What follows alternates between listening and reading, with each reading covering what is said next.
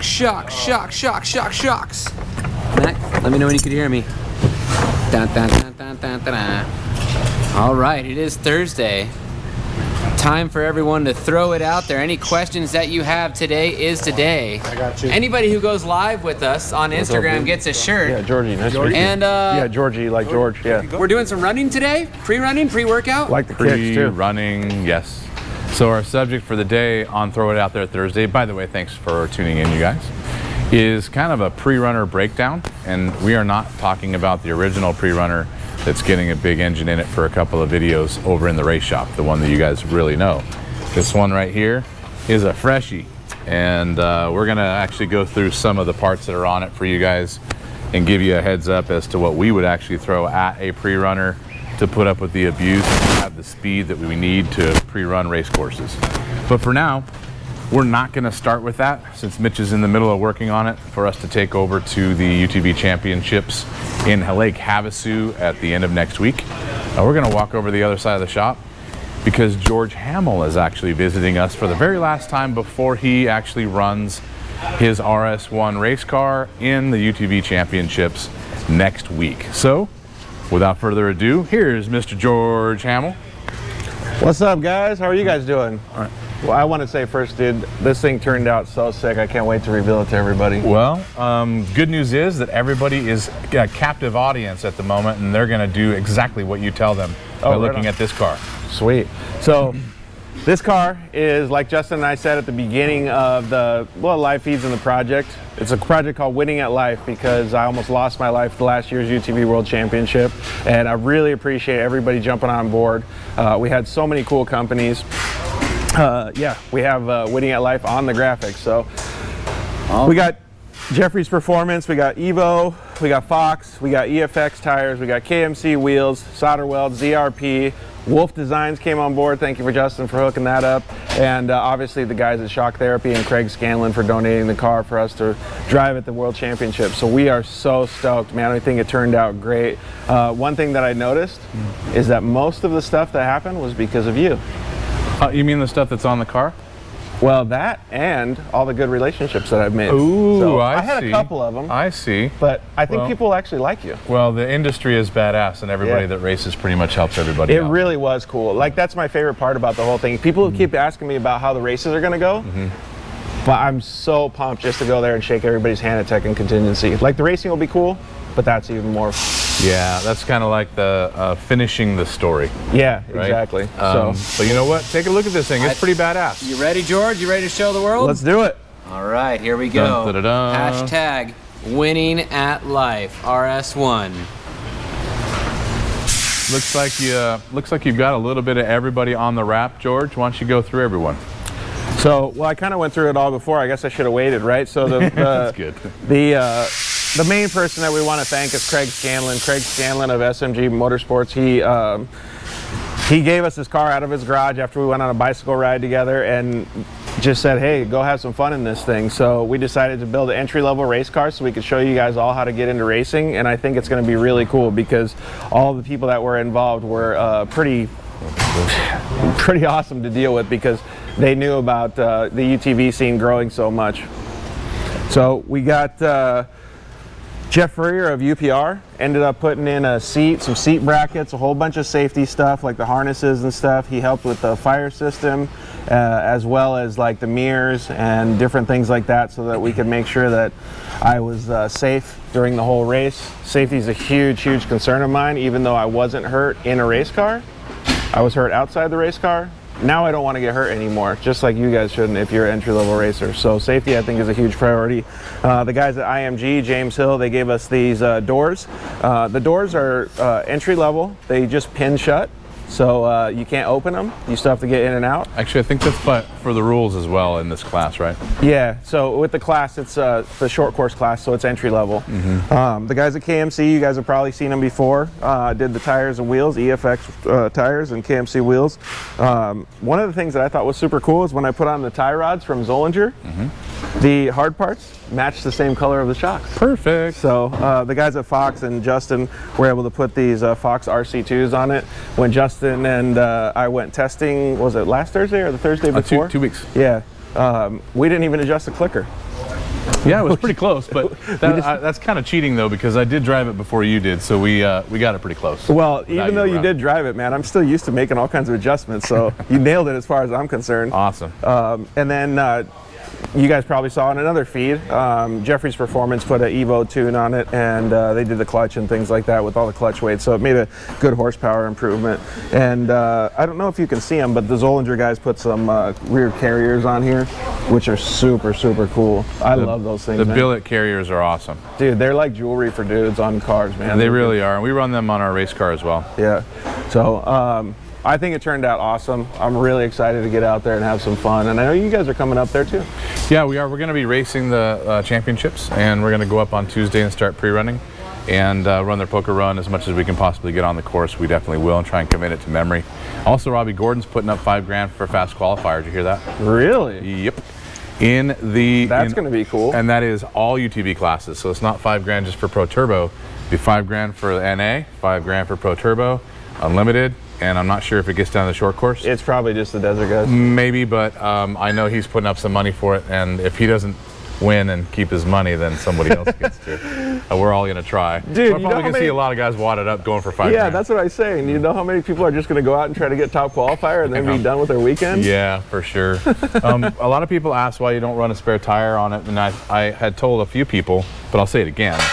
You know, this race is a short lap race, right? And there are no really any pits. It's just the main pit at start finish, and we're trying to save weight. And most people aren't running spares in this race because they'll get a flat and they can make it all the way back to the start finish without a problem. Yeah, exactly.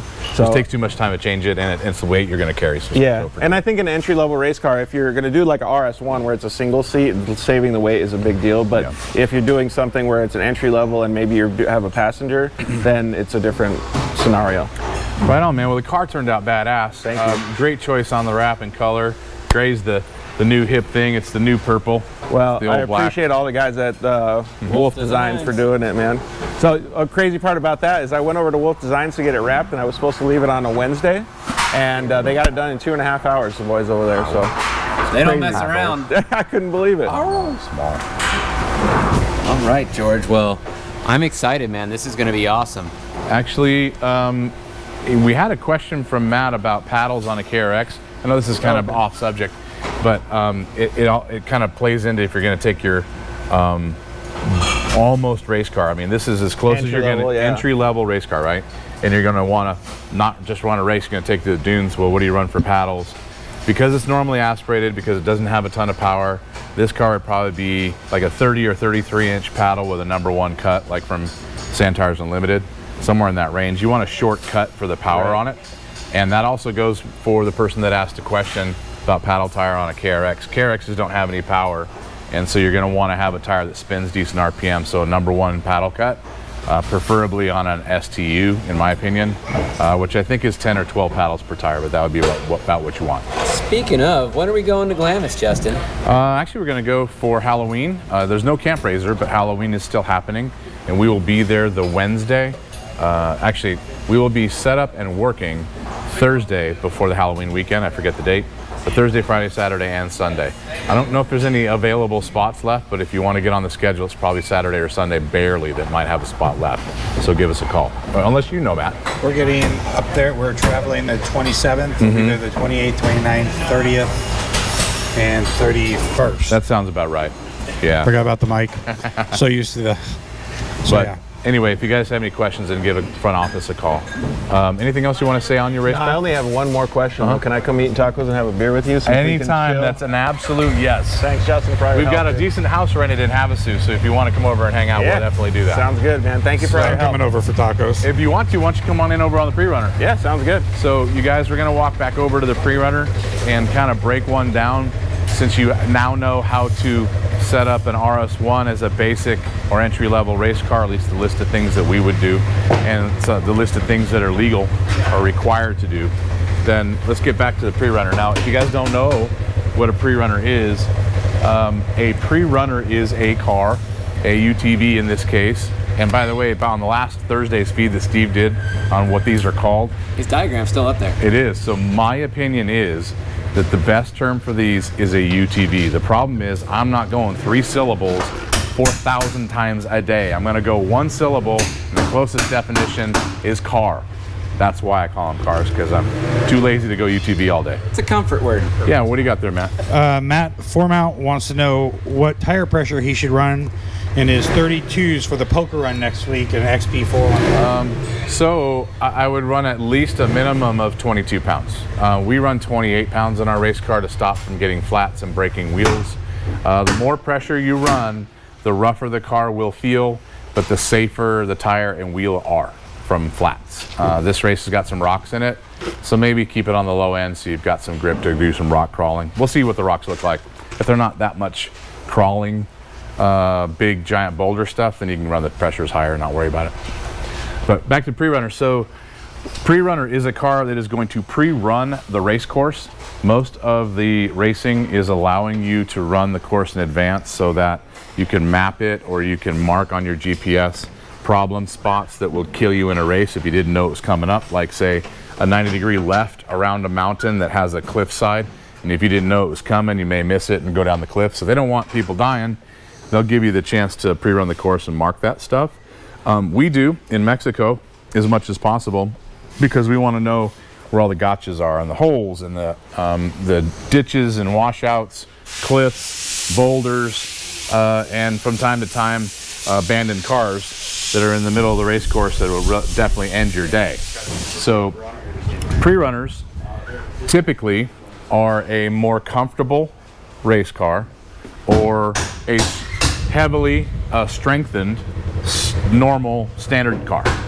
Somewhere in the middle between the car you buy off the showroom floor and the race car you race, that's where a Prerunner lies. So some of the basics that we would throw at the car, obviously we're going with a roll cage. This one is from Geyser Performance to give you a chromoly cage that's stronger than stock because we're going to be running mostly race pace. We are going to throw the safety at it. So it's got seats, belts, we've got helmets in a Prerunner, you've got full communication in the Prerunner, both intercom between the two of you, radio between you and everybody else that's on the pre-run, or your team that's waiting for you to get someplace for fuel. Also clean air because you're going to be in dust. Typically other people are driving there as well. And that's a minimum of what we would do on the inside. What do you got, Matt? Brett wants to know what prop shaft you run in your X3, in the race X3. He's thinking of upgrading to RCV. So what we run is a RCR Sandcraft. We used to run the RCV, and the RCV is a great component with CVs instead of U-joints.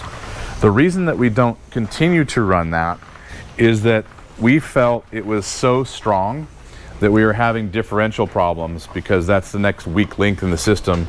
If that, say, prop shaft is extremely strong, then you're going to start seeing axles break, or you start seeing diffs break, and we were having a lot of differential problems. So we got away from it and went to something that's got a little bit more flex in it, like the stock one, and it wasn't strong enough. So we are now with an RCR prop shaft. Which I run also. There you go. We got a live one, Justin. Zuku SoCal, he was on and then he just signed off. So look at, he decoyed me. Chase got happy, now he's sad. Yep. So that's pretty much it on the inside of the car. Now you can get a little bit crazier, like SATCOM systems, so you can communicate anywhere in the world, things like that, but you don't need it on a Prerunner. The other thing, my other Prerunner has stock arms on it, and those stock arms need a lot of attention every 1,000 miles or so, and they're not that strong. You make a couple mistakes with stock arms and you'll break them. So this Prerunner has got Geyser Performance arms on it, full box set. These are extremely strong. They're not going to fail, and you don't have to worry about them like we were on the previous car. Every 1,000 you can leave them on and ignore it.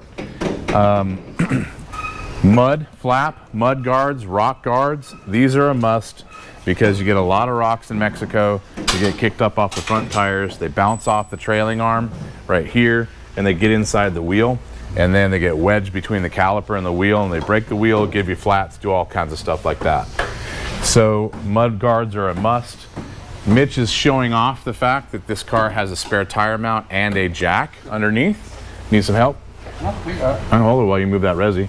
So a decent spare tire mount is really important because if they are not good, like this one, then they will sit on the back of this car and they will tear themselves apart when you go through the whoops. They will rattle and move and rip themselves out of the car and you'll lose your spare. Yes, George. I was wondering, because I've never been on an actual pre-run before. We've obviously looked at race courses and stuff, but when you guys go down, like say pre-run Baja or you pre-run for the Mint or wherever you guys go, how fast do you guys go during those pre-runs? Are you pre-running some of the course at race speed? So answer is yes and no.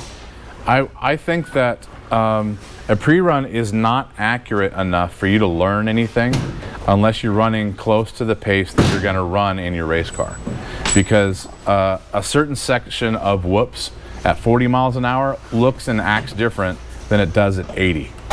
And so if you pre-run at 40 and you race at 80, you're not learning anything, in my opinion. You won't find the gotcha that bucks the car and flips you.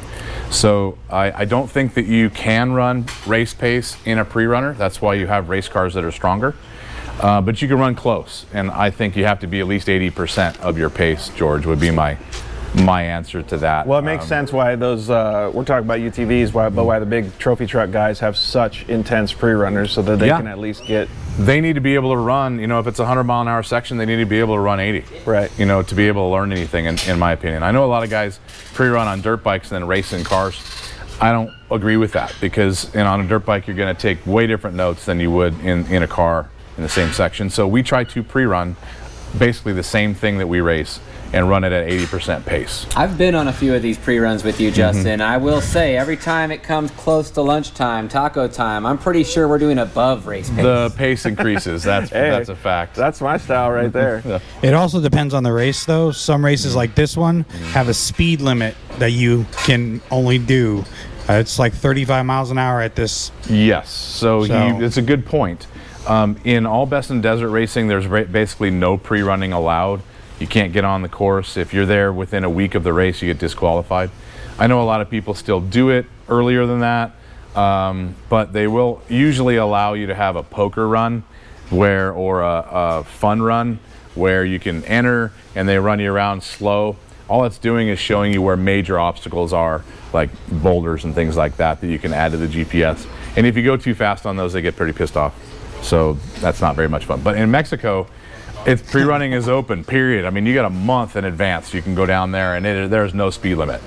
So just don't hit the locals, which I've done. One other question that I had that I think is pretty cool with most of the guys that do pre-running is you guys don't just pre-run, you guys also help the course. So you guys will clean up stuff, Yes. You guys will pick up trash, whatever it is to make sure that you're keeping it good for the next year and the racers ahead of you. Yeah, for sure. And another thing that we like to do, like we don't try to modify the course, but if it's obvious that someone's going to come around this corner and the rock is shaped like, you know, a pointed razor right at the head level of your passenger, okay, we'll stop and we'll either move the rock or chip it out or do something because that's obvious if someone slid into it, you're going to die. Before we proceed on here, we got a live one. Dustin, what's going on, man? Where are you at? What do you drive and what's your question? How's it going? Sorry, the volume on my thing's messing up a little bit. Hey, I had a quick question for you guys. I'm running a 2020 X3 RR. I'm looking at putting paddles on it, and I'm running across 14 and 15-inch wheel sizes, but they're all 32-inch tires, you know, whatever the difference is there. Is there a big difference between running a 14-inch wheel and a 15-inch wheel with a 32-inch paddle on it? In my opinion, there's a lot of sidewall movement with the 14 because the sidewalls are larger or taller when you've got a 32 and a 14 versus a 32 and a 15. And that sidewall movement is kind of like boaty. You feel this kind of moving all the way sideways. It follows the tracks in the sand quite a bit too. So I would much prefer a 15 in the dunes. The paddle selections typically are better in 15s, and the car drives a lot better in my opinion with 15s. Also, 15s allow you to run larger brakes and bigger accessories on the hub assemblies in the future if you ever need something like that. So I'd suggest 15s. Awesome. Thank you. That's what I've been looking for. No problem, man. Message. I had it in there a couple weeks ago, and the difference is huge just from stock to your guys' tunes and stuff on the shocks. Appreciate it. Badass, man. I'm so glad that you like it. That's our goal. And make sure that you message Chase so that he can get you a t-shirt, size and color, everything on it, okay? What are you doing right now, Dustin? You cutting a little rug right now? Yeah, I gotta catch a Hell yeah, brother. Right on, man. Thanks for signing in. Send us your info, man. We'll get you a shirt. Have a good one. All right, so where were we on this pre-run? Other things, now that we've gone over the inside, you've got everything on the inside of the car. You've got a good strong set of arms on the car. Good hub bearing or spindle bearing is a good idea. You don't usually need gigantic brakes for a pre-runner because, again, you're not going race pace. And, you know, we don't attack the corners in a pre-run like we would in the race car, and typically don't overheat brakes. A good set of wheels and tires, always. We run method wheels, 401R, the correct offset, which is basically a 4.0 offset. You can run a 4.1, 4.0, 5.1, at the most a 5.2 on an X3. Do never run a 4.3 on these. This has got 32s on it, but we're switching it to 33s. So wheels, tires, arms. You have a front bumper right in front of you, staring at your face. Now, why do we need a bumper? Because typically on our pre-runs, we are bumping everybody that is in our pre-run. I was gonna say, if you're Randy Bloom, you're hitting people. That's right. We're gonna hit everybody just like you do in the race. That's how we pre-run with everybody that's with us. So if you bring a pretty car on our pre-run, you better be ready to repowder coat the frame or the bumpers at least, or tire mounts. Just get ready for it. That's part of the game with us. I can vouch for that because even your car, the KRX, when we were testing, the guys were doing it, and you said, "Go ram them, George." Oh yeah, definitely hit them. It's fair game around here. So That's awesome. Be careful what you wish for if you want to pre-run with us. Tony mentioned it too. So besides a set of bumpers, you're going to want a good set of shocks, or at least something that's tuned, because you're going to be running speeds through, you know, big stuff. So obviously that's what we do. We've got spring kit and shock internals, and on this car we also have a billet rack and pinion for the car, and on top you've got a set of limit straps and IQS. So this pre-runner will be adjustable suspension from the inside of the car, because we might go through some choppy, chattery rock, and we'll set it all the way soft and not feel that stuff. And then we get into the big whoops, and we might have to stiffen it up for that. Or we see a big jump that the locals have built with a backhoe for the race and get everybody to jump for cameras, and we'll set it all the way stiff and air it out for those guys. So it's nice to be able to turn up and down as you're going. Looks like you guys gusted it a little bit too. Yeah, good point. Thank you, George. So obviously on all the X3s, you're going to have some structure that you need to put at it. This is a good Geyser front shock brace. Light bar mount. Yep, light bar mounts. This is also tying the shock assembly into the frame so you don't bend or break the factory shock assembly. If you look underneath, it's hard to see, but this whole front bumper basically double shears and bulkheads the whole front frame on this car, so you don't have any arms wearing out the mounting holes and oblonging things, causing big problems. We've got aftermarket sway bars on the car that are adjustable to stop body roll. That way we can run fast. Obviously, the simple things like rear radius rods are a must on X3s. Most of the pre-runners, though, don't typically have a pile of horsepower. I mean, you don't need to have, you know, giant turbos and race gas for a pre-run. You just need to make the mileage on your pre-run Reliability. consistent, reliable. Consistency ate the taco. Whatever that means. I have no clue what you're talking about. But one thing is important, though. If you can't make a pre-run with a factory radiator located in the front grille, it's understandable, because typically you're nose to tail with a bunch of buddies and they're kicking rocks up, and they'll put a hole in the radiator pretty quick. So we have a rear mounted radiator in the car, bigger. That way we can go down to Mexico in the summer and run 100-degree temps and not overheat. That, other than light bars, tail lights, radios, that's pretty much pre-runner in a nutshell. If you guys got any questions on how to set up a pre-runner, then throw it out right now. JHoops24, new meaning to bumper tag. That's it, man. It's half the fun of a pre-run, let me tell you. Then you've got beer and tacos, and then on top of that, you're actually having a blast on a race course with your buddies. Some of our race team is having some flashbacks here. Diversified Fab didn't wreck my wrap in the pre-run, haha, Chase. I don't know what he's talking about there, but I don't think he's ever missed any corners either. I'll tell you exactly what that means. That's my brother, and he's got a really, really nice car, and he took it on the pre-run in Baja, and we were all betting money, taking the over or the under, if it took like 5 scratches for him to flip out or 10 scratches for him to flip out, and he actually didn't get any on that car. Somehow, some way, he did a whole pre-run without ruining the wrap. But he did miss a corner and almost ate it. I That don't is know true. how he didn't scratch it when he missed that corner. I Yeah, thought it was about for it was a 10-foot drop off that he went off, and the car ended up on all 4 tires like a cat. He scratched his underwear on that. Maybe not He the car. definitely scratched his underwear. That's actually a good point. Hey, Justin, so you guys don't use a fuel cell in these? No, typically How do you manage gas? our pre-runners do not. What's up there, Chase? We have a live one here. Yeah, go for it. What's going on? Where are you at, brother? What are you driving, and what's your question? Looks like you're working. Oh yeah, I'm on lunch right now, but I have a 2014 Prerunner XP1000, and currently I have some Tusk wheels and tires on it, but I only have a 30-inch tire. I'm rated 32s. I ride out here in Vegas. I'm not much of a freaking driver. I'm rated 32s, or am I fine at 30s? What's your thought on that, Justin? I would prefer to have the tallest tire possible on that. I'm not a fan of the 35s because of the weight. I like 32s. I like a Tenzer 33. It is a lot of tire for a non-turbo car, but it's not a lot of tire for the chassis. You're not going to blow parts up because you got a tall tire on that car. I would suggest running a 32, and I would suggest doing a clutch kit to tune for the 32, and you'll get all that snappy horsepower acceleration back out of the car, even though the tire slowed it down a little bit. That would be what I would do. You're going to gain ground clearance. It's not going to beat the car up very much. It'll ride better. So 32s, that's my choice with a clutch kit. Shocks and springs, would I have to? You don't have to make any changes to the shock and spring package if you're going taller on the tire. If you got walkers, then you don't have a rebound adjustment. If you have Foxes, typically you would have a rebound adjuster. With a taller tire, you're just going to put 2 or 3 clicks of rebound into it, and that's it. Okay, one further question for you. I bought the car, the machine itself, with the 30s on there. Why do you think the previous owner put the 30s on there and not 32s? Just because he was trying to save money, obviously?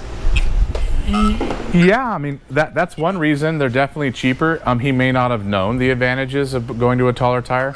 Maybe he was trying to fit it into a trailer and it's too tall for him. I don't know. There's a lot of reasons there. But taller is always better until they get too big and heavy and start breaking parts. I didn't know if there was any disadvantages to doing the upgrade tires, but okay, sounds good. I appreciate it. Awesome. T-shirt size, color, and message Chase. Okay. Hey, man, smaller tires are better for doing burnouts. Don't listen to Chase. Whatever Chase tells you, don't do it. Have a good one, brother. Send us your information, and I think it's going to make you kick yourself off here. So have a good one, brother. But back on the Prerunner, I think we kind of touched base on everything. So you really want to make the car strong. Okay, in general, make it strong. You're going to support all the chassis and frame. What do you got there, Chase? Ma knows best. This is Steve's mom. Just curious. Hi, Steve's mom. How do you document your notes? Hashtag love George. Document our notes. Yeah. Notes? I think we're going to talk about the Lawrence system and how all of our notes. Oh, in the GPS. Yeah. Okay, so if I had a GPS on, it'd be a lot easier to show you. I don't, and we're actually putting one in this car at the moment. It's going to be put in tomorrow. But in the GPS, you've got the race course listed. It's showing you all the nuances of rights and lefts and if they're tight or they're wide. In the GPS, you can also put icons. Yeah, I mean, imagine a screen right here for the navigator to kind of point out. But in that GPS, you've got icons. You can put a skull and crossbones. You can put, food sign, bathroom sign, flags. You can do arrows, whatever. But you can set it, like what we do is we'll put a skull and crossbones. And when we come up on a section where we've got a rock in the way or a G out that'll hurt you, we just tap one skull and crossbone right there on the GPS map for the race course, so we know it's there. If it's a massive one that's going to kill you, we'll just do 2 or 3 skull and crossbones right in a row so that we know it's a big deal versus not as big of a deal. We do have codes of our own to say, like, stay right, stay left, if the course, wise, which one's faster. We have some others for like possible access to the highway. If you have the cars broken, you know how to get out. So we just choose different icons for different things. Do you guys use Lawrence or leave nav, speaking of the devil? Lawrence, we don't use lead nav. Well, let me put a caveat on that. We use lead nav for pre-running a lot because it shows all of the ground features and possible ways around. If the race course goes this way and there's a mountain in the way, but there's a wash around it, lead nav will show you where the wash is, and we could maybe go over there and check it and see if that's faster. Typically, that's score only. We don't use lead nav in the race The reason is that it doesn't update as fast as we need it to when you're driving 80 miles an hour. It doesn't quite keep up to the race pace like a Lawrence does. Also, the lead nav is on an iPad, and iPads in the sun overheat fast. And so you can get the thing overheating and it'll shut right off on you in the middle of the race. So we don't take that chance. We'll take our lead nav notes and we'll transfer them into the Lawrence. I do like that lead nav has those, what are they, the verbal notes that you can put in there. Can you imagine, Justin, if I left you a bunch of verbal notes for the whole race? This is probably a dream of yours to be talking to me in the race. More so a fetish. A fetish, yeah, I think you're right, actually. Such a wackadoodle, man. Why do we keep him around? It seems weird. He's like rubbing my ankle right now below the camera. Mom knows best. Thanks, Justin. Pretty awesome. He is kind of good at it most of the time. Sometimes not. Any other questions? We got JHoops24. Are you able to get good fuel mileage number with pre-running? Yeah, because you don't have to run as aggressive in a pre-run as you do in the race. Typically, we get about 90 miles out of a factory fuel tank in an X3, which is about 8 miles a gallon, I would say, 8 or 9 miles a gallon. In the race car, we can get as low as 5 and typically around 6 or 7 miles a gallon. But back to the fuel management that you were talking about, George, we do have stock fuel tank in this, and it's not enough for a lot of places in Mexico. We might have to run 140 miles without fuel stop, and if you only have 90 miles, you're screwed. So we'll take roto packs with us. Usually whoever's in the pre-run that has a 4-seater is going to be the designated pack mule, and they're going to carry a bunch of fuel. We don't put fuel on the roof. We don't put fuel over the motor. We put fuel on the floor in the back seat of somebody's 4-seater, and they just get to carry it, and we'll stop and fill up. AKA the teal bus. Well, Randy, actually. Yep, we got a new one, Randy. That's more black and red. And we might have to use my dad's new donkey, Pedro. I think your dad's got like 40 gallons in that thing. We're going to be siphoning fuel out of his car, guarantee that. Yep, he named it Pedro, the donkey, the fuel pack donkey. Mule, Yep. fuel donkey. Very cool. If you guys don't have any more questions about anything, generic life questions, I'll even answer those. We don't got anyone wanting to go live, but right. Tony Tone 624 asked a very good question. It has to do with Havasu next week. And I don't think we told anyone. We're going to have a setup there, a tent, and they want to know, can they get springs installed in Havasu? No, we're not installing any products in Havasu, but we will have products for sale. If you have something specific like a spring kit for a heavy car, or you've got a special car in some way, we're not bringing spring kits out there because you have to bring a semi-load. But if you give Matt at shocktherapist.com an email in advance, then Matt will bring your spring kit out to you, and you can go into town and go to Queen Racing and he'll put springs on. We got a live one here before we let everyone go. What's going on, man? Where are you at? What are you driving? And what's your question? Hey, name's Garrett here from Southern California, driving an X3 Max RS. We're just got a question though.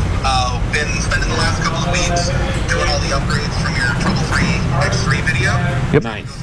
We've finished putting in, we got the kits, we got your radius rods, we're putting those in this weekend, and then we already made an appointment to make the road trip out to Arizona in November to get all the shock work done. We're going to do full RIS along with the IQS system. Badass.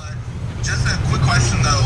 We've been looking at doing a lot of the method wheels along with Tensor race tires, and just trying to figure out what some of the advantages are between like the 32 and the 33, and then if there's any other upgrades we should consider, like axles or the steering racks, anything along those lines. Okay, so when it comes to wheel and tire, you're in the right place with method and Tensor. The wheel offset should be no more than a 5.2. So 5.2, 5.1, 4.1, that's your area you want to stay with. Tire-wise, we used to run the 32 that you're looking at right now on everything, the race car and pre-runner and all of it. We converted or are converting to the 33s. The reason is, for us, taller tires always ride better, and ground clearance is always an issue in a race because the trucks rut it up so much that you drag the skid plate on the ruts without even hitting a bump. So we want as much height as we can get.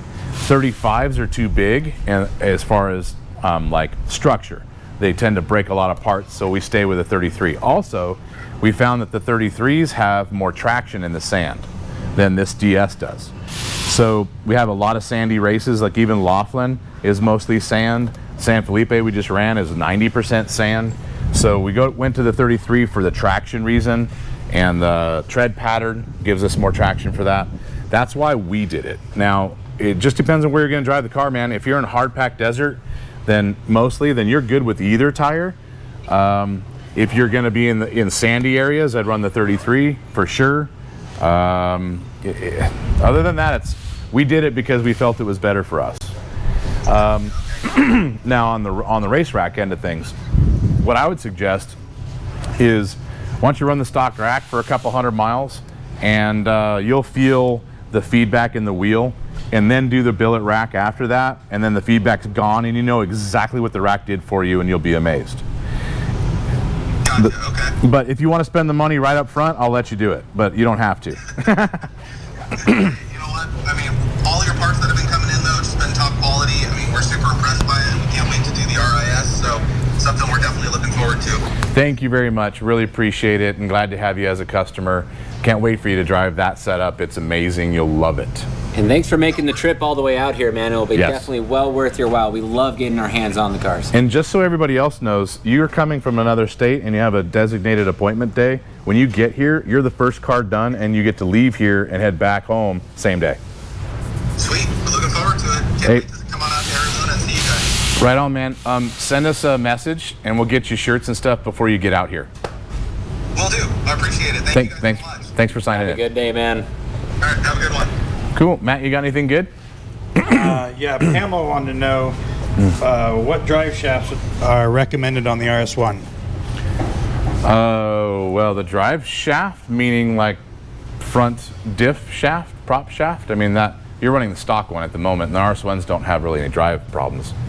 Well, You've got an aftermarket axle in it, but you know, I don't yeah, know. but that's just because of long travel. I don't know that you would actually need one. It doesn't have that much power, right? So Yeah, in my experience, I haven't seen any issues with that. It's the factory one's great. but if you do, I don't know that much about the Polaris stuff, but I think the RCR guys make a replacement. They for do. them. So if you've had issues with yours, then run an RCR system.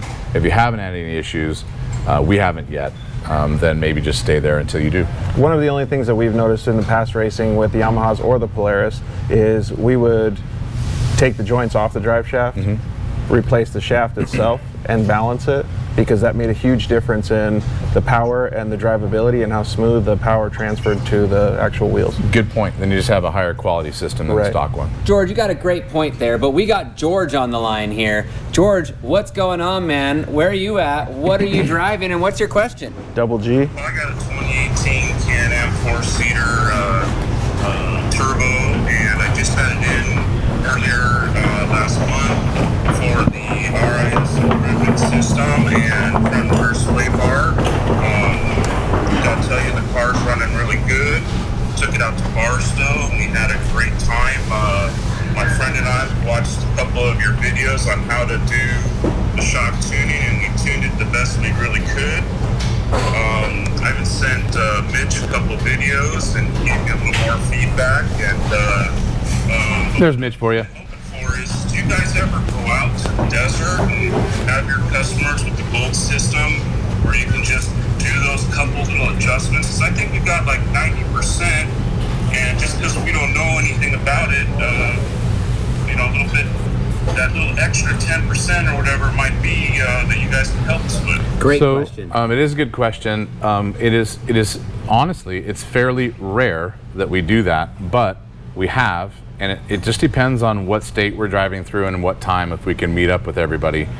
If you're ever through Phoenix, it's a lot easier because you can go out with us when we test pretty much every single day, and we can work with you on it. That happens a lot. What happens mostly is video from you to us, and we can make suggestions to the tuning according to the video. Sounds like you've already done that with Mitch. So the last stage would be to be there with us. If you're ever through Phoenix, let us know. We're going to be testing every day anyway. You can come out and we'll work with it with you. Like say, if you're in the dunes and we're there, then we can work with it there too, because we're obviously there, and that's kind of what we do. So just kind of let us know what you've got going on. We'd love to help. And then one other question I got is, I'm heading out to the UTV takeover in San and normally I'm driving it out in the desert, Barstow, Johnson Valley type of terrain. I'm wondering, when I get out there, what type of changes should I do? Do I want to take off both my sway bars and, loosen anything up for the rocks? What do you suggest? Well, so Johnson Valley and Barstow, you've got a lot of high-speed desert stuff there, and you have in Johnson Valley, you've got King of the Hammers terrain. So high-speed desert, I'm going to keep it set, where you normally like it. If you're going to go rock crawling all day long, typically it's going to go a lot softer. Your high-speed compression is going to get turned much softer, and the rebound is going to be slowed down, which would be turning the rebound screw in. The reason is when you're rock crawling over something big, you also would want to disconnect the sway bar for that kind of stuff too. You want as much independence as possible. You want the chassis to stay in one place while the tire does all the movement. You don't want compression fighting that. But once it moves, you want the rebound to stop it so it's not boaty and bouncing around on a rock. So typically less compression, no sway bars, and more rebound. That would be rock crawling setup only. Make sure you document where you were though, because you're going to want it back right where you were when you get to the high-speed stuff. Sounds really good. Thank you very much. No problem. Send us. Great product and appreciate it. Thank you. I'm glad that you like it. We'd like to help you with the last 10% on that, so let's get together when we can. Make sure you send us shirt size and color to the messenger, and Chase will get that sent to you too. Thanks a bunch. Take it easy, man. Bye. Matt, you got any questions? No, we're good. You don't have no more George's gonna questions? Make you kick us off there. You Then, gotta sign yourself off, bud. Then let's I get got out of one here. last question. Yeah. Is Ernie going to be sending it when he gets to the dunes? He sends it every single time. He actually has been prepping his car a little bit. Really? Yeah, he was He's working on a whole new level. He's actually shoving a dash in it and repositioning everything. He's got all new, bearings and axles and full tilt race prep on the car for the sand season. So you can expect Ernie and the Goldmobile Nice. to be sending it up and down the hill and off the big jumps You too. can't beat Ernie in cornhole or jumping. This is true. He is rather good at both. So, George, thank you very much for coming in today. Thank you. It's very cool to see the car done. And everybody that's watching right now, make sure that you're tuning in to the tracking system that Martelli brothers at the World Championships have, so you can watch George in his race. And what's the car number again? 1019. 1019. Little RS1 with the dirt life on the side. So we're going to be doing actually a lot of content. We're going to be sharing it with your guys' social media feed and at the Dirt Life Show. So you guys can check us out all week next week if you're bored. Badass. And then, of course, follow our race team, which is 2927, or unless Martelli does T927. We're a T number this race, then T927. Follow us. Hopefully we whoop ass. We'll try. That's for sure. And if you guys have any questions about pre-runners, about George's race car, or about anything that we're up to, or the car, the products, or things that we do and sell, then give us a call at the shop. You can talk to the guys up front at 623-217-4959. And there is Bryceler working on his rebuild skills over in Mitch's area. You've got the right hat on today, too. And if you guys want to buy some parts, you can do that by calling us, or you can go right to our website at shocktherapist.com and buy to your heart's content. We will see you guys next week. I will not be around for the feed on Tuesday because we'll be at the race, so look for Steve and Mitch probably taking over. You guys have a great weekend.